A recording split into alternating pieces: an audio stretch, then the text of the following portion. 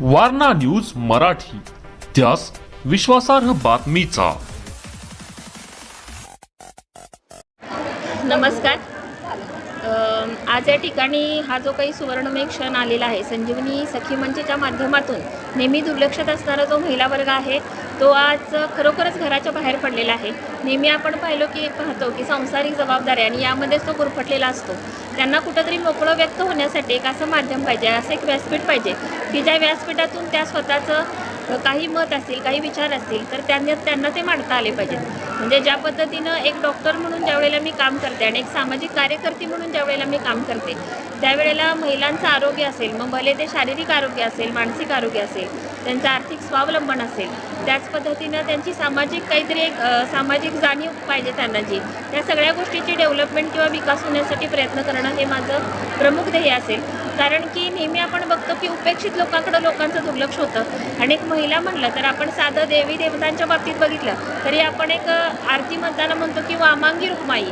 वामांगी म्हणजे वाम किंवा डाव्या बाजूला असणारी. म्हणजे आपण नेहमी बघतो की दक्षिण किंवा उजवी बाजू ही प्रमुख समजली जाते. त्या पद्धतीनं स्त्रियांना नेहमी म्हणजे नाही किती जरी आपण म्हटलं तरी एक कुठंतरी दुय्यम स्थान आहे किंवा थोडंसं उपेक्षित आहेत. तर त्यांच्यासुद्धा काही समस्या असतील किंवा त्यांच्या जरी काही गोष्टी असतील, आणि आपण पाहिलं तर आता भारतीय लोकसंख्येच्या 50% लोकसंख्या ही स्त्रियांची आहे. तर एवढी 50% लोकसंख्या जर दुर्लक्षित राहिली तर आपल्या भारतीयच्या विकासांना सुद्धा कुठंतरी थोडीशी खीळ बसणार आहे. हे 50% जर आपली लोकसंख्या कार्यरत झाली वेगवेगळ्या उद्योगधंद्यातून किंवा वेगवेगळ्या आपल्या कुटुंबासाठी, समाजासाठी आणि पर्यायानं आपल्या देशासाठी सुद्धा ते चांगलं होणार आहे.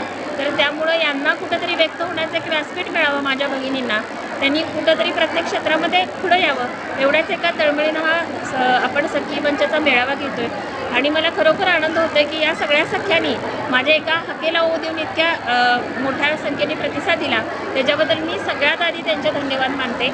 आणि तुम्हीसुद्धा आम्ही एक हे असताना म्हणजे तुम्हीसुद्धा म्हणजे सगळे माझे जे भाऊ आहेत पत्रकार बंधू, यांनीसुद्धा या गोष्टीसाठी आम्हाला इथं एक प्रोत्साहन दिलं, त्याच्याबद्दल सुद्धा मी तुमचेसुद्धा खूप खूप आभार.